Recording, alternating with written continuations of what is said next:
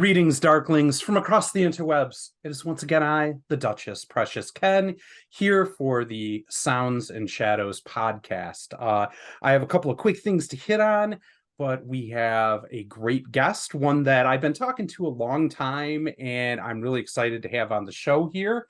But before I get to that, I do have a quick unboxing. I received yesterday in the mail the brand new Zygest CDs from Cold Transmission, our dear friends at Cold Transmission Music. They've put out a few of these now, and they're always amazing. It's a great way to keep in touch with what's going on in the European darkwave post-punk scene. And I mean, there's a lot of American bands on here too, because Cold Transmission kind of takes them from all over, but it's just a great way to hear a lot of things and find out what are the ones you're really interested in there. So thank you for sending me that, Andy and Susie. And the other thing I wanted to shout out is I went to last night, our dear producer, Katie, the Katie Needs a Life show, where it was Benji's last show with the band, and it was phenomenal, packed room. Everybody had a great time. And so go check out Katie Needs a Life. They are doing amazing things. So without further ado, I would now like to introduce our amazing guest. We always have the most amazing guests. And I have here Barbie and Vince from the Portland, Oregon band Die Robot. Hello guys, how you doing? Hi there. Hi Ken. It's so good to see you. It's good to see you here in the kind of in person. Yeah. I always love following, both your Facebook feed and your DJ shows and just everything going on. And you just always seem to be at the hub of all that Northwest Pacific, goth, darkwave, electronica scene going on. So it is everything that's fun. Exactly, everything fun. It does. You have big fun energy. That's everything that's fun. Exactly. Fun is my middle name. So it's so good to talk to you, Ken, for real. Like we always chat so much on the internet, right? So let me get started with asking you guys, a question I always kind of like to ask. There was a moment for both of you where, I don't know whether it was a show you saw or whether it was, something you read or what have you, but something sparked in you. And you said, this is me, like doing music, doing dark scene music. This is who I am. Tell me about what that moment was and kind of how it led you up to doing Die Robot. Well, okay, well, I'm answering. Okay.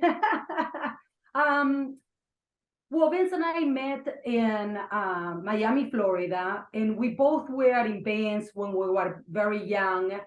I was in kind of like a metal band when I was younger. It was called The Others or Los Demás because it was in Spanish.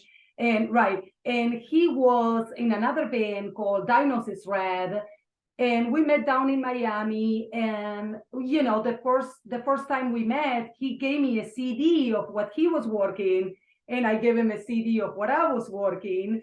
I remember taking that bus, down in Miami because I was just got to the United States. I didn't even drive, and I was listening to his project at the time, and I was like, oh, I really want to make music with this guy. Yeah. And we did, and we started going to concerts together, and we went to see Orgy. Back then it was like 2003, 2004, something like that. We got to open for them Orgy. We went to see Korn. So I would say, that kind of got us there. He also introduced me to Dope, Union Underground, all those early 2000 bands. Yeah. We actually. We are so lucky because we actually opened for Orgy. Then later on, we opened for a lot of these bands, Julian K. But at the time, and I'm not trying to dog anybody, but at the time, the Miami scene really wasn't as focused on rock and industrial stuff as it was other styles of music. So I was talking to Yeah, Miami's always been kind of a big like club town. Exactly, more hip hop really. And so I was telling Barbie, hey, look, I think you've got something you're working with, and I've got some stuff I'm working with. But if we really want to be successful, we should try to go out west. Sure. And so we started traveling, and we kind of zigzagged throughout America before we finally got here. It took us about 10 years to go from Miami to Oregon. You took the long road, the scenic route, all the way to Portland, huh? Yeah. We had another band at first. It was just me and him. It's called Pop Dolls, or that was the name that we had at that moment. Which you can still find on YouTube. Yeah, you can still find our album is on YouTube. It's on Pop Dolls Made in Plastic. Yeah, and it's still there. We were kids. We were like two kids. It was kind of like a little more synth poppy that when we did with that what we did with Die Robot, which is a little more industrial, But it was called Pop Dolls. It was kind of like a studio project.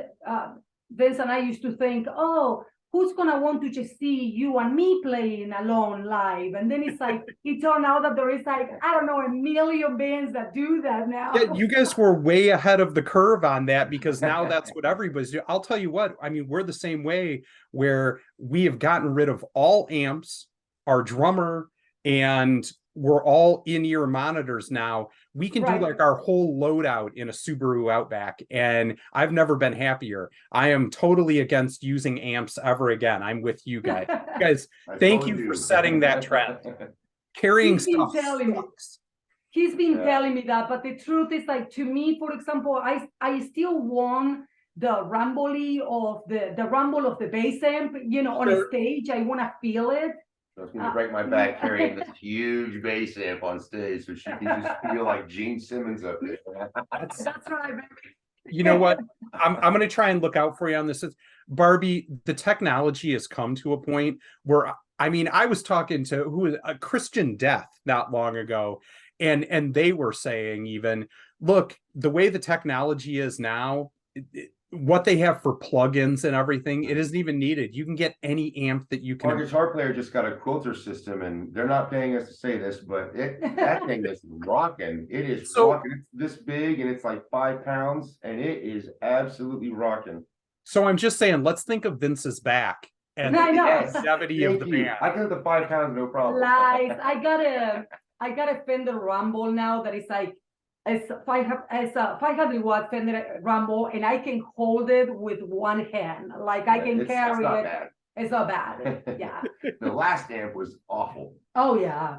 I had a Fender from the 90s. Remember, that thing was so heavy.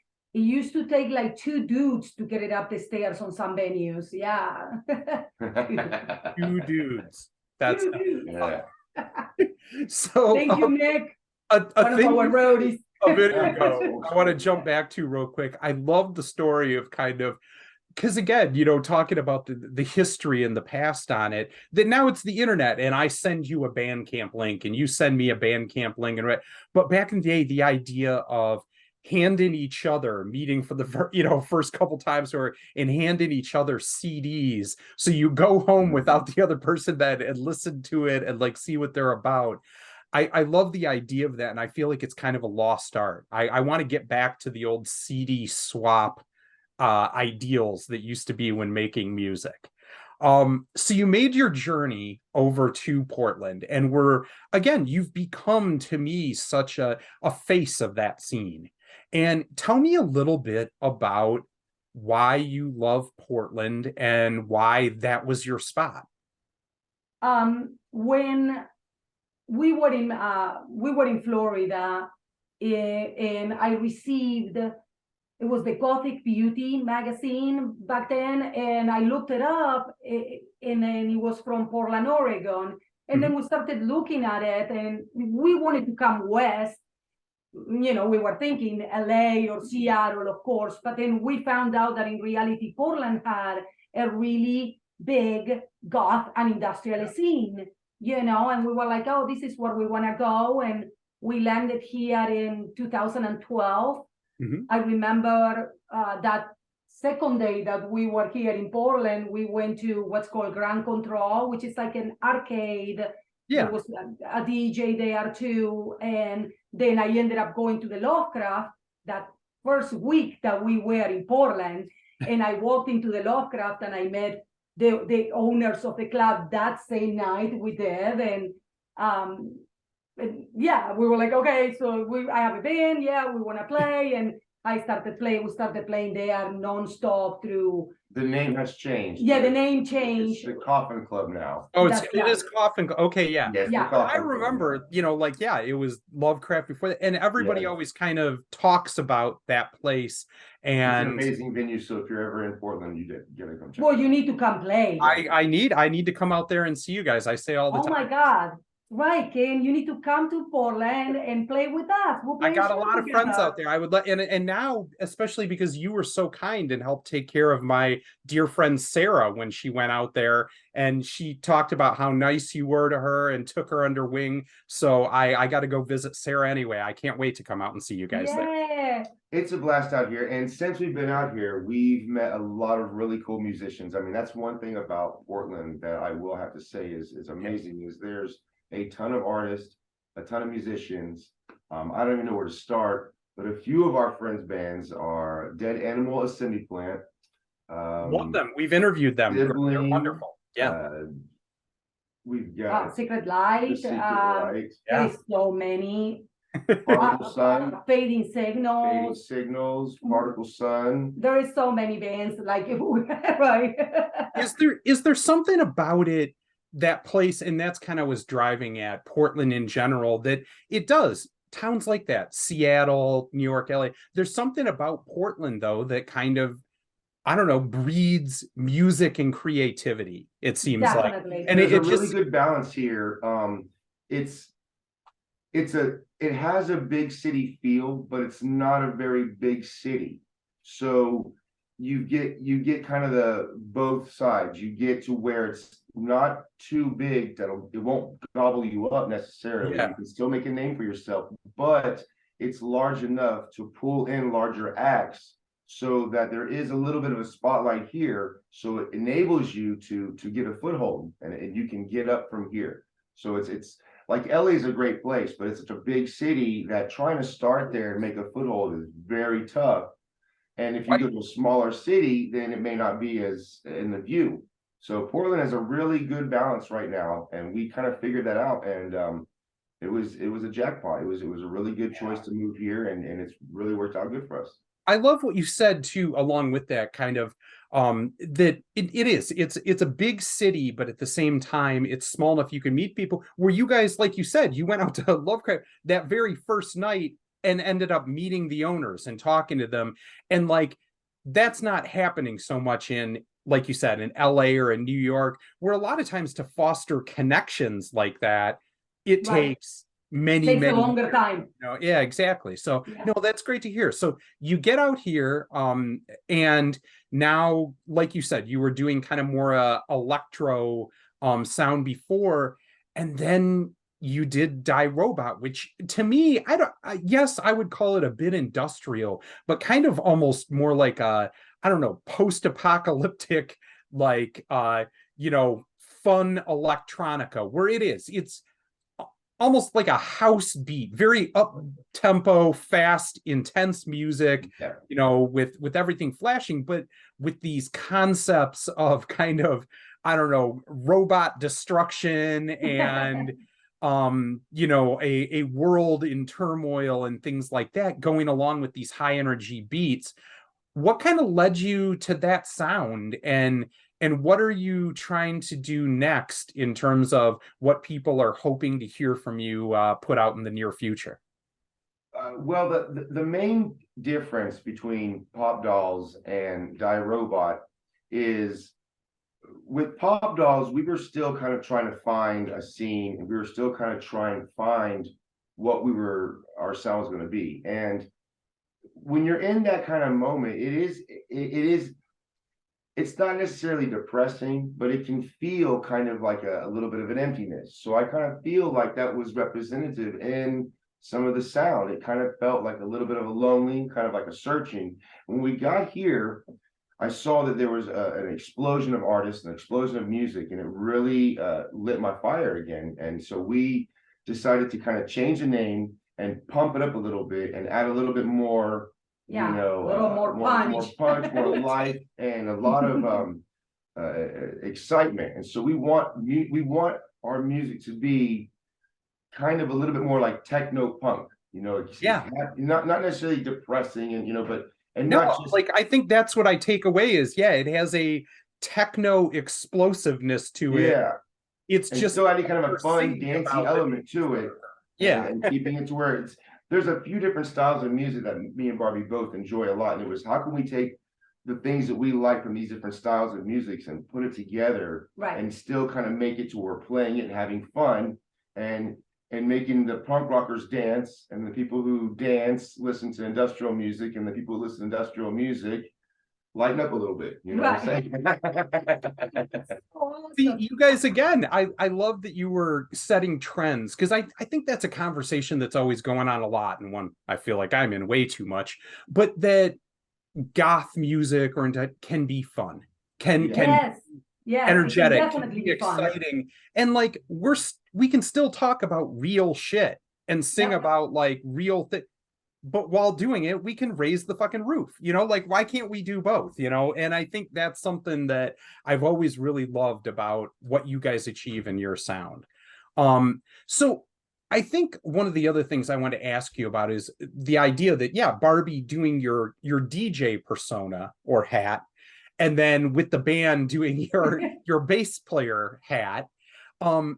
How do these things, especially in the way you're saying that you're trying to make music that pops in the club, how are you, you know, using those two skills kind of working together, both as a DJ to kind of set the tone for the scene and open doors for your band, and then have your band open doors for you as a DJ? Well, she can play our song in the club. I mean, that always helps. It's pretty simple. I know at least one day Done it, DJ is and doing not ashamed of it at all. Now you have to listen to us. Yeah, many of our singles, I actually play them for the first time at the club before they even were released. Test You know, drive. like kind of And like a there's sound the dance check, floor, you it's not know. going on the album. Yeah, but it is, but that's it. I even play our cover of Oh, Comfortably boy. Numb. I'm not ashamed of it. I mean, hey, I'll wear Amaranth shirts out all the time. I don't care. There's no shame in that game. No. You should be your own number one fan. I don't like, if you aren't, I have to question, why are you doing this? You know what I mean? I think everybody should enjoy the music that they're making and putting out, you know, and want to hear it. It's definitely, I mean, DJing is so much fun for me. I was already DJing our like after parties for a long time. Mhm. And then one day somebody was a really big DJ here in town. And then Derek from Shadowplay, they were like, Barbie, you need to do this. Like, you need to DJ like in the club. And it started happening that way. And I just play all the bands that we love, you know, and all my friends and the bands that I play with in bands that I play festivals with, you know, then I play them at the club, and it's like everything is so connected, and it's just so beautiful, you know. Like I play Light Asylum, and Shannon has DJ with me many times, you know. I don't know, that's just one example. Shannon is like my church. Like every time I hear Light Asylum or see them, that's like a religious experience for me. I told her, and I still 100% think that she wrote that Dark Allies is one of the best songs of the decade, you know. And I told her this to her. I was like, dude, what a great song. You did good. So it's her Bela Lugosi is what it is. It's her Bela Lugosi, right? 20 years from now, you'll be hearing that song. Oh my goodness, it's such a hit on the clubs, you know. Yeah, I'm waiting for maybe in 5 years when all of a sudden there's like 20 covers of Dark Allies. Definitely. Like every new goth band in the scene is doing like a dubstep cover of Dark Allies or something. Love you, Shannon. All right. So next up, I want to kind of go the other way and ask a question about the songwriting process. What is it for you guys? Because, and I do see here, behind you, it looks like you have like a Starfleet logo back there. And, if you guys are nerds, which I highly support, I'm a big nerd myself. What is the songwriting process, and what do you guys kind of draw inspiration from? That, like I said, when I hear your songs, I get this kind of robotic army Terminator, like post-apocalyptic vibe. Tell me a little bit about where that comes from and how you write it. Like, is it, one of you comes up with a drum line or a bass line and then you build lyrics afterwards? Or tell me, what does it look like when you put a song together? Okay. Well, yes, I'm a big time sci-fi fanatic. This is actually the Space Force flag behind me. Oh, I do see that. Okay, I didn't make it out. Remarkably close to the Starfleet. They were going for that, I think. Whoever made that nailed it. But yeah, excuse me. A lot of bands come out nowadays, and again, not to knock anybody, but it seems like there's a real big push to make songs politically charged, and I can totally appreciate that. But I think that sometimes that it can pigeonhole you sometimes. And so to keep from that happening, a lot of times we like to write lighter stuff and still have fun with it. A lot of our songs are about aliens and robots and stuff like that. And still that could become political any day, though, if they just land. Yeah. It can become heavy.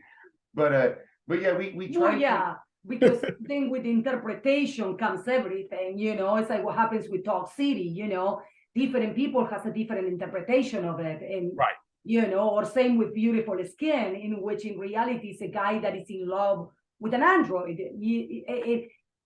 but not everybody knows that, and when you listen to it, people are going to have different. I try to write lyrics the way that they used to write lyrics, to where it would definitely tell a story, but it was still open enough to where it didn't alienate anybody. I try to keep my lyrics open. I want people to be able to fit into the lyric, or to fit into their lives, or be able to feel view it through their own lens. And without putting a time stamp on it. You don't want to. We got away from that. We did a few songs back in the day that were a little more political, like the 99, remember? Bitching about Trump. Well, yeah. Or bitching about Bush. I wrote a song way back in the day bitching about Bush. I haven't written any Trump songs or anything recent. I was just joking. But back in the day, I wrote a couple of Bush songs. And, at the time, it was all cool and everything. But you go back and listen to that, and you kind of feel like, boy, that's so dated. And you feel a little bit like, There's a band I always really love. So I got away from that kind of stuff. We don't really write political songs. Armed Forces is a song that is could come across as political, but if you really listen to it, it's very generalistic and could apply to almost any time frame. Anything. And it's like phrases like "stand up for what you believe," stuff like that doesn't really alienate anybody, but at the same time, it's a concept that we can all understand and believe. Exactly. We've all had to have a moment where we looked in the mirror and decided, am I going to open my mouth up right now, even though it might be hard, or am I just going to kind of let this roll past? So no, I understand like universal concepts like that. I remember kind of going to what you were saying. There was a band, I don't know if you know them, Carter the Unstoppable Sex Machine. And they were from England, had a couple of big hits here in America, but in England, they were very, very big, but they did exactly what you said. All of their songs were about very specific, poignant political things in the British government specifically. And so then you look back like 30 years later, and a lot of the songs that are just kind of lost, where if you don't really know British politics from the early 90s, they're either lost in translation, they don't age that well. So we, like I said, we like our music to be fun. And so our music is off the bat, it's supposed to be dancey and fun. We like to get energetic and have fun on stage. And I like to dance on stage. I try to dance on stage. Well, when you're not getting too close to me and getting based. It has happened a few times. I went I to have hit him with the concussion bass. once. Yeah. Oh my God, I remember that show. I felt so bad because he hit. Not as bad as I felt. No, I know. He hit his head so hard with You the hit edge of his my head. bass that the bass vibrated. I You know smacked what my I head mean? in It's the like, it did like this, and I was like, oh shit. And he's like, he hits it and continues singing right there, like he kept singing. But in reverse. They clicked you into Satan mode right there. That was... I remember that night perfectly, too. Well, at least you remember it I for him, don't. because he probably doesn't remember it from the concussion. Yeah. You see, Right. you go through that as a band together and are able to, gut through it after she beats the crap out of you Yeah. with the neck of Yeah, her you bass. see, that's why we keep him around. That's a friendship that always lasts after that. Yeah. Wonderful. All right. So next up, I want you guys to tell me about what your next release coming up is and what people should be excited about. Oh, What are you working new album? Yes. Tell me the about album it. coming out really soon. The album is called Fanatics. Mhm. And our next single is a song called Died on a Friday. And it rocks. I'm really excited about that. We've been playing it live. So if you've been to the last couple of shows, we've just kind of like Given a taste. Exactly. But Yeah. I mean, it rocks. I love playing it live, and it's gonna rock. Yeah, So the what's album. going to be new for this new album? From some of the singles and things you've done before. What's the fresh piece that you're going to give us for this new album? We switched up a lot of the way we make beats. So my whole process of beats has switched up, and I've tried to give it more of a live breath kind of a feel. So Yeah, the drums have more rolls and more feels to make them feel a little more alive and a little more energetic. And so it has that kind of more raw and rugged feel to it, but it still maintains that tech kind of beat. So I'm really excited about that. Really the concept of the album is also amazing in my opinion, which is each one of the songs kind of have a fanatic to something, either good or bad. It goes in both ways that make them get that way. Like, for example, in a Straight Jacket, or even in Talk City, fanatic to the press, fanatic to the media. And then you have the Die on a Friday.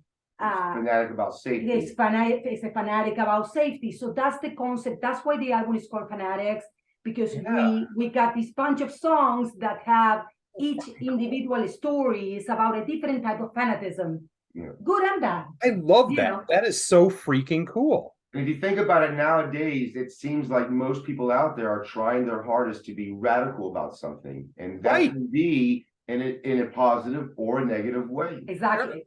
No, and it kind of goes back to your saying, because it gets brought up a lot because of politics right now, how polarized the country is, but it really isn't politics. I mean, people nowadays, I don't know, it just seems the way the internet is going, can be freaking fanatical about anything. Anything. I mean, shit, just like I was talking about a minute ago, the whole, what is or isn't goth or something, and just watching people all day long in the comment section going bizarre and I'm like, how dare you? Do you see the emoji post? Listen to Billie Eilish and then listen to Bauhaus. Do both. It's cool. Whatever. It's chill.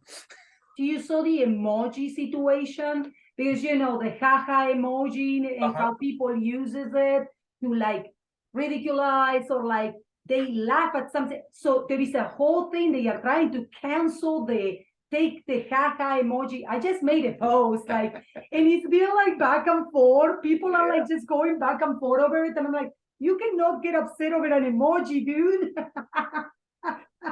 With all the tyranny and evil in the world, it does seem a little silly to get fired up about the emoji. Exactly.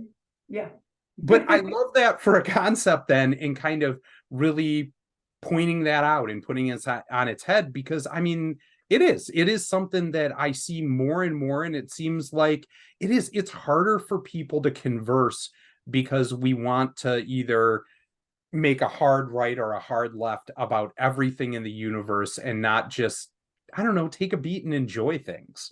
Yep. Yep.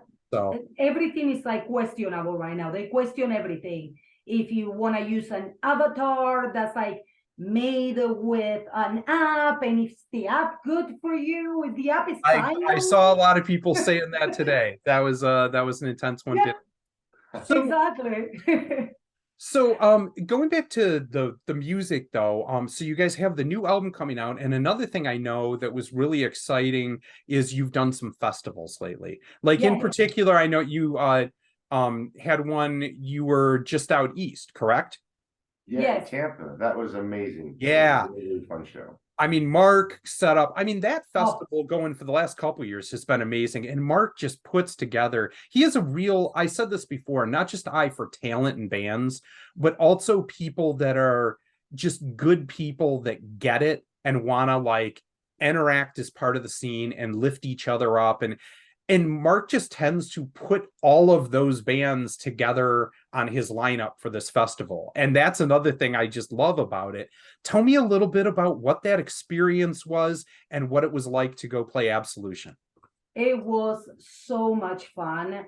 Mark, like we just got there and it was so much fun. Everyone, I remember the people from French Police, which I had already tried, the boys, Coralex, they are so well, yeah, Minute Machine. Everyone was so amazing. Like we went 2 of the 3 nights because we had to come back the third night, but we were there for the first 2 nights.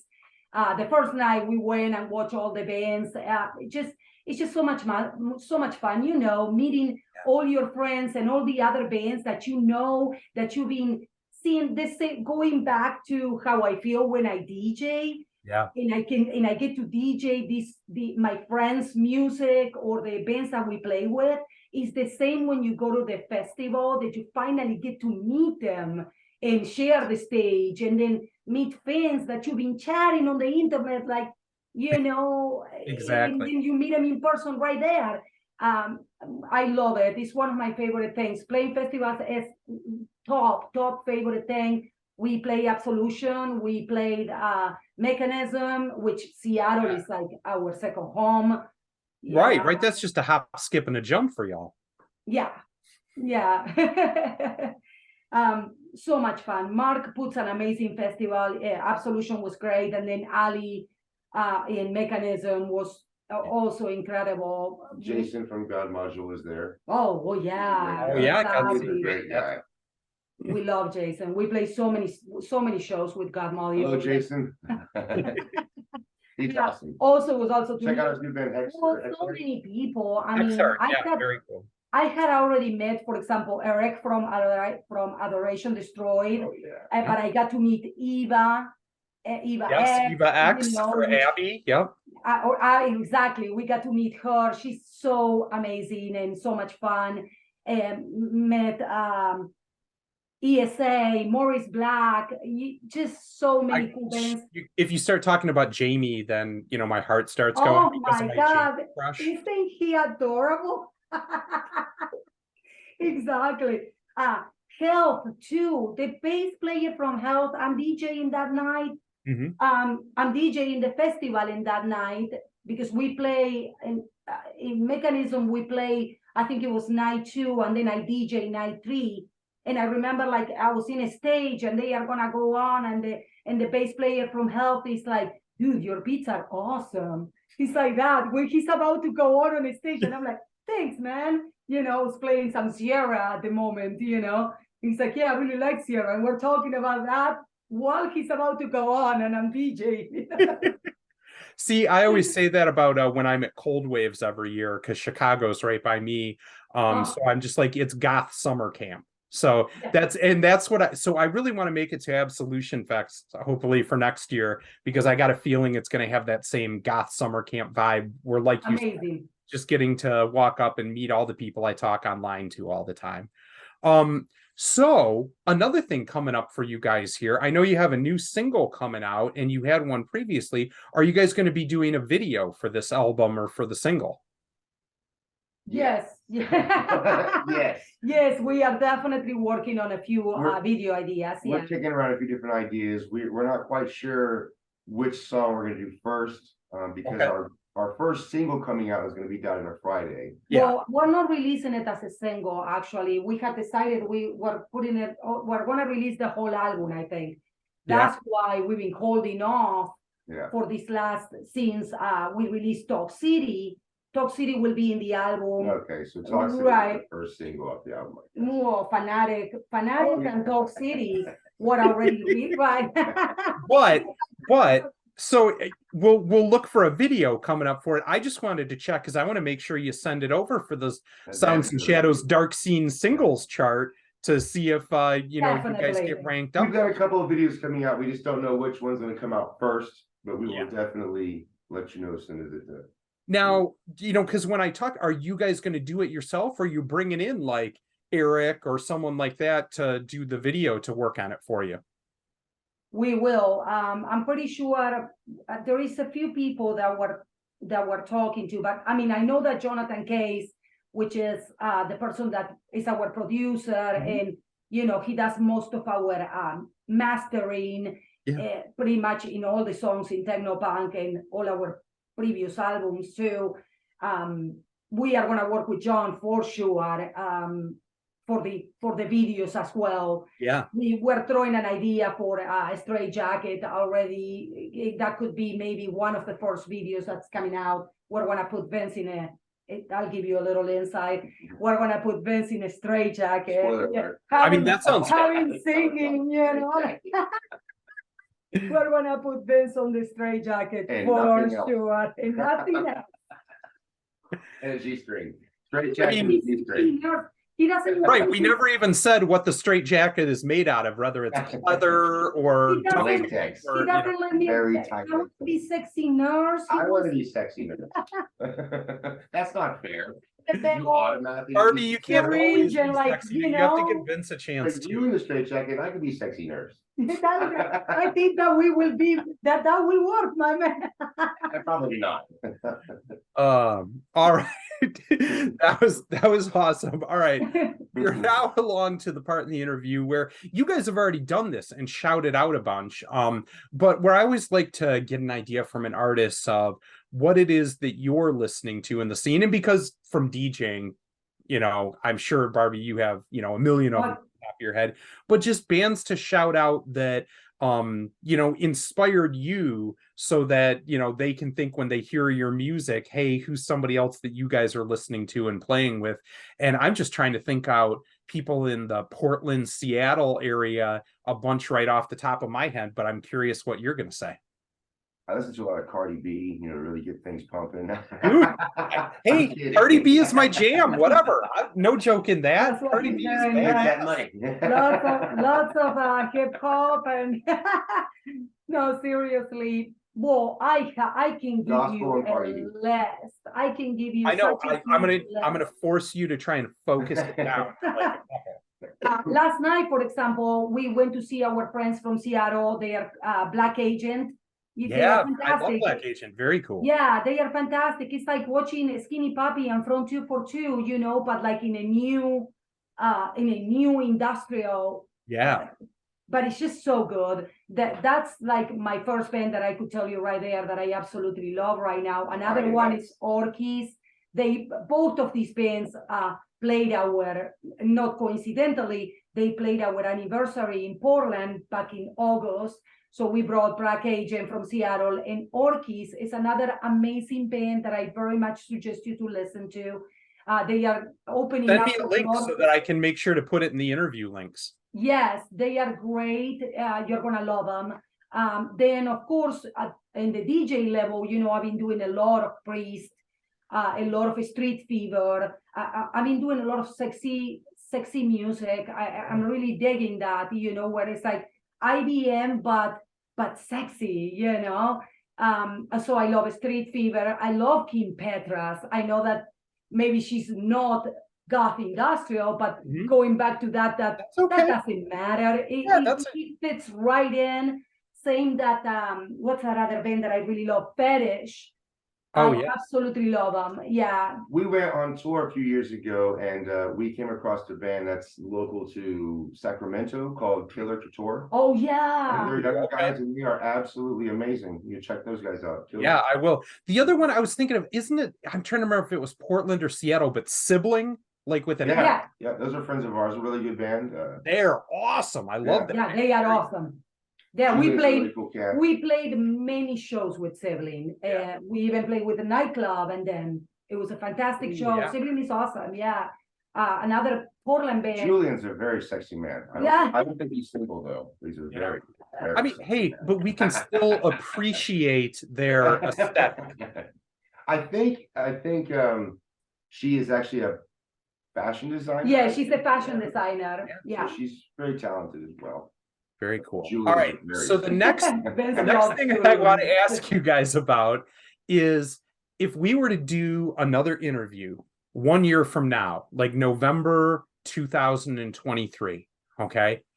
What is it we're going to talk about in the interview? Tell me basically what the goal for this coming year is that you want to see with Die Robot going to the next level. Well, we will be talking about the new album. That's Right. for sure. New I'm gonna album tell comes them out, yeah. for real. It's coming out, I promise. The album must be finished before March. Well, the recording is done, so we only have to mix it and master it. But it's like everything. Every time that we get there, we write new songs. That's what's been going on. And then there is the whole process of adding the song into the album. Anyways. I can truly tell you that I can relate to that. We also have an album I think we've been sitting on for 11 calendar months or something. Yeah. Right. Wow. Exactly. Ours has been sitting there for 2 years now. It's been 2 years. It's been 2 years that we're like saying that we're going to release it. And then we add more stuff, or we want to, I know like exactly. we change our whole drums. Like that, I almost kill him, dude. We have the whole thing recorded, and he's like, "No, we're gonna use this new drumming." And but it worked. Wait, for the record, Vince, I'm very curious. Awesome.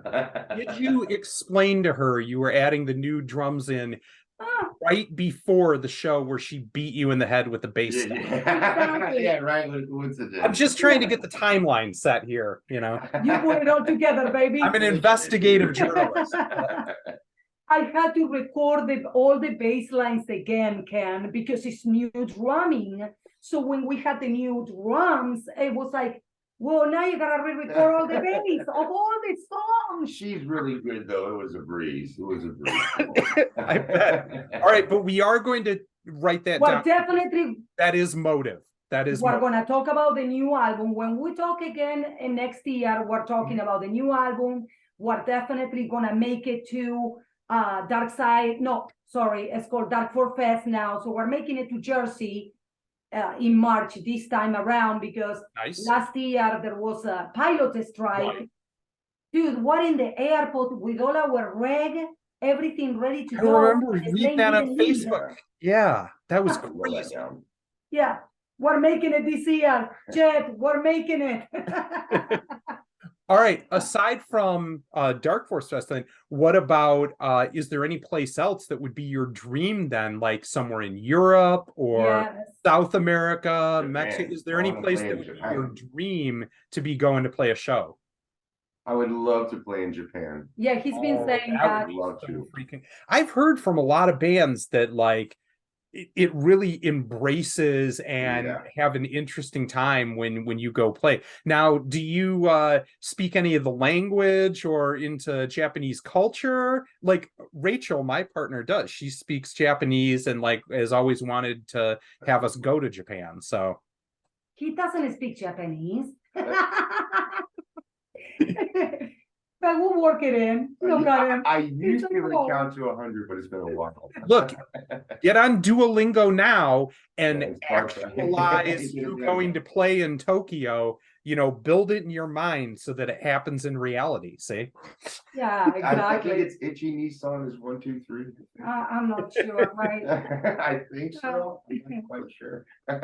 Well, that would be really exciting to go along with the album to do that and to play that festival for next year.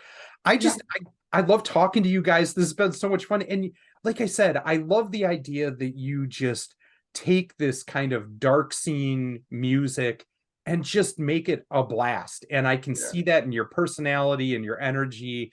And I love that. So we're coming up to the point in the interview now where we're going to spin out to one of your songs.